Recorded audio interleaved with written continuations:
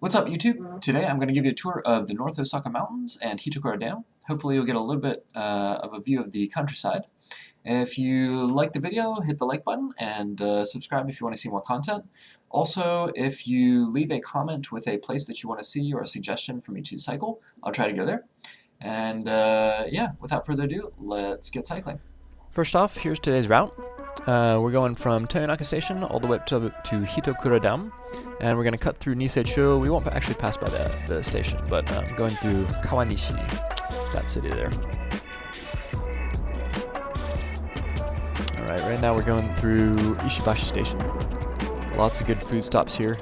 That's sort of the student area for Osaka University.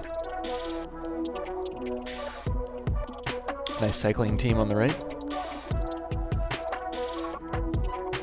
And on the left here is Ikeda Station. So you can actually take your bike on the train stations in Japan, you just have to have a bag. Yeah, unfortunately the trains aren't as bike friendly as other places, but this kid was awesome. Dancing in the middle of the road. Alright, so we just got into Ikeda City. And in Ikeda City you have this nice bike path that runs along the river. Lots of really good scenery. And also you can fish in that river there. I think they have, I know they have little river fish, but I think at certain times of the year you can get like, maybe salmon even. Sorry, not salmon, trout. And I think on the way back there's a guy fishing actually. I'll try to point him out when we get there.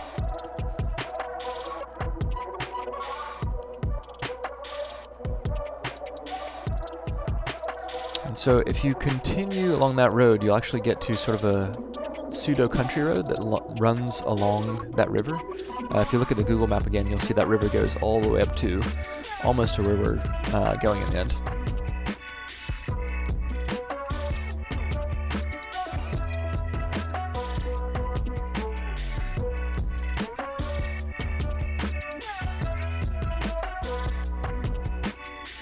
There's really quite a lot of nature and natural sights in Japan. You just have to sort of get off the beaten path a little bit. If you go downtown, if you stay in like Osaka Station or around Tokyo, typically there's not, I mean there's some really cool things, lots of good temples, but for cycling, if you really want to sort of feel nature, you have to go about 5 to 10 kilometers outside the city. And another nice thing is within the last 5 years, I mentioned this within a previous video, they have bike lanes now, and even dedicated bike lanes in some areas. So now we're starting to climb, and this was, I think it was about a 20% grade. It was pretty steep. Fortunately, it was not too bad. But like if you see on the left, there's those sort of old Japanese walls and the shingles.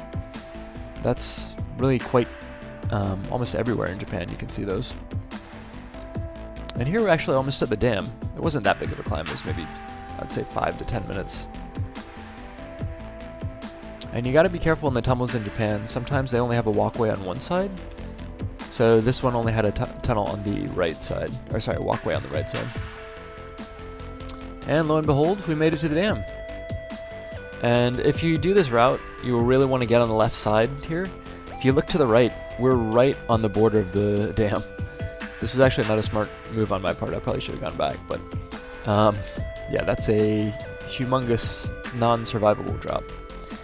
So, but once you get out on the other side, there's a very nice cycling road and very scenic. If you've ever been to Shimanami-Kaido, it's a little bit like that, but just sort of a mini version. And surprisingly, not a lot of traffic up here. Another tunnel. This one's a little bit more bike friendly. And so you're gonna see, yeah, that car that just passed me on the right. Those are called the Porsches of the mountains in Japan. Yamano Porsche.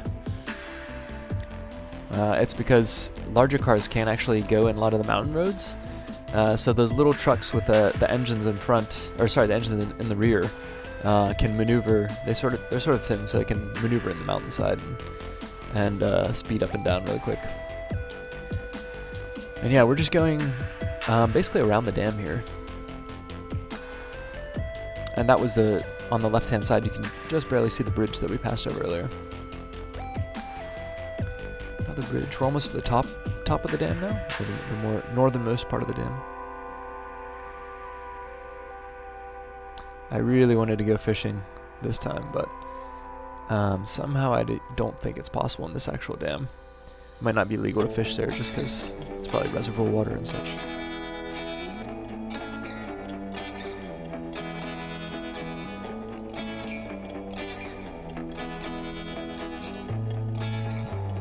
Actually, it looks a little bit like, if you've ever been to Lake Como, it looks a little bit like Lake Como in some respects. In Italy, Lake Como in Italy. Coming back around, you can see the dam there on the straight ahead and slightly to the left now. And almost all the way back around. So yeah, that was basically it. If you take a left, you can do laps around the dam. If you take a right, you go back down. And here we are back down to the river. And hey, lo and behold, there's a guy fly fishing. So there must be something in the river.